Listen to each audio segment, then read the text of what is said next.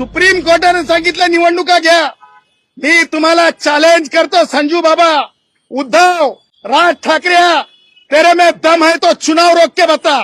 राज ठाकरे तेरे में दम है तो चुनाव रोक के बता. राज ठाकरे तेरे में दम है तो चुनाव रोक के बता.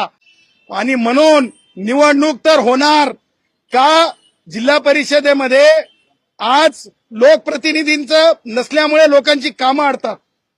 नगरपालिकांमध्ये, महापालिकांमध्ये मला असं वाटायला मुंबई महापालिकेमध्ये उद्धवचा सुपडा साफ होणार आहे.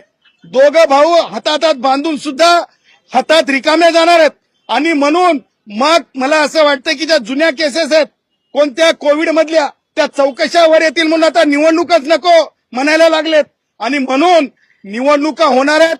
कायद्यापेक्षा मोठे नसल्यामुळे यांना कायदे संमत यांनी विनंती करून ठरलेलं ठिकाण अधोरेखित करून द्यावं अशी विनंती जर यांनी कायदा संमत असेल तर यांना द्यावं. अन्यथा कायदा संमत नसलेल्या बाबींकरिता मोर्चा काढता येणार नाही. कारण मोर्चा हा भुकेसाठी आहे का? मोर्चा हा ओल्या दुष्काळासाठी आहे का?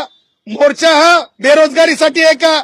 अरे हे की नाही हे दळभद्री मोर्चा कशासाठी काढत आहेत? उद्या मृत्यूवय दिसतंय तर आजपासून गौरायला लागले आहेत. हे निवडणुकीमध्ये हारणार आहेत.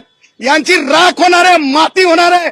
म्हणून अगोदरच गौरव सुरू केलं, आम्ही उद्या मरणार आहोत रे, आम्ही उद्या मरणार आहोत रे म्हणून.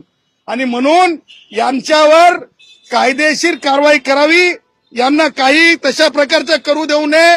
कारण टॅक्सीवाल्याचं पोट आहे, त्याच्याच बरोबर दिहाडी मजुराचं पोट आहे, व्यावसायिकाचं पोट आहे. जीडीपीला धक्का लागू शकतो. फॅशन स्ट्रीटमध्ये देशातले लोक शॉपिंगसाठी येतात. त्यांच्यावर रोटी कपडा मकान जो त्यातून चालतो चटणी रोटी त्याच्यावर असर होऊ शकतो. जरंग्याच्या केसमध्ये स्पष्टपणे काय सांगितलं होतं माननीय उच्च न्यायालयाने? मोर्चे ठरलेल्या ठिकाणी होऊ शकतात, त्याच्या व्यतिरिक्त होऊ शकत नाहीत. और शरद पवार, उद्धव, राज ठाकरे, तुम लाड साहब नहीं हो.